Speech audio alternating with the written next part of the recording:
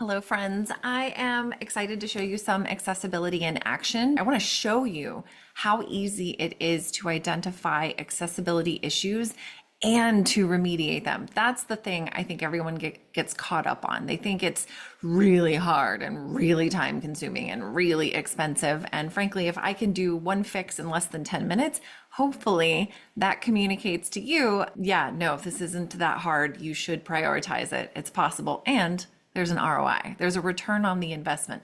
For every dollar spent on this, that means you save $100 later, whether that's avoiding a lawsuit or that's just simply increasing your access to the people that you want to sell your goods and services to.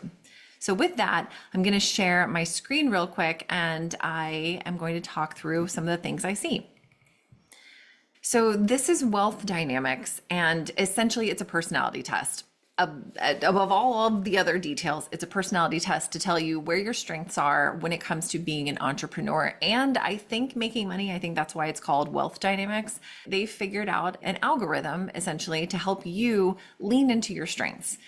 All of that aside, what do you see when you land on this page other than, some young, attractive people who are all staring at you? What's interesting to me is that they have one really good call to action, and yet there are some issues why this might not be as strong of a call to action as they want it to be. And the first thing I'm going to tell you is it's because of color contrast. This is found on like 80% of web pages on the internet. So it's not surprising to see it, but for people who are helping you make more money, man, granted, if you landed on this page, it wasn't by accident. You probably have an idea of who this Roger Hamilton guy is. You have heard of wealth dynamics. Someone probably guided you here.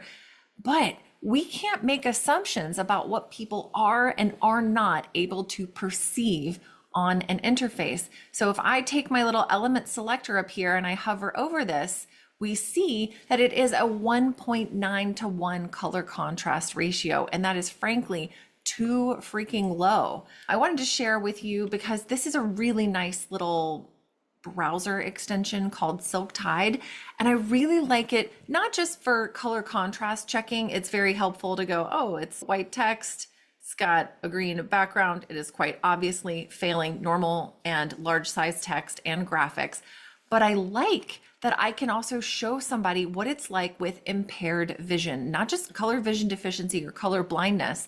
We have impaired vision here. So if we've got someone who has cataracts, or what my granddad had was macular degeneration, where essentially they're not able to see accurately. He could get a lot of his vision around the peripheral, but not directly in front of it. How annoying would that be? Well, my favorite part is, look at this. We're gonna take the cataracts and myopia off and let's add a glare.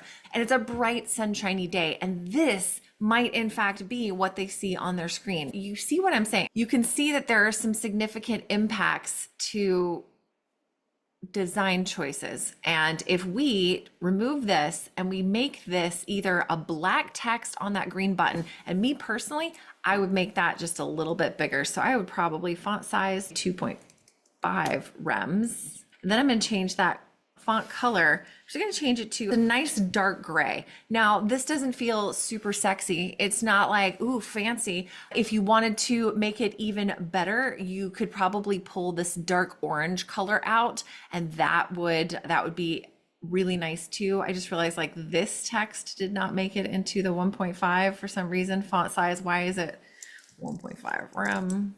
Why is it different? It shouldn't be. Okay, take the test, $97. That is way easier to read.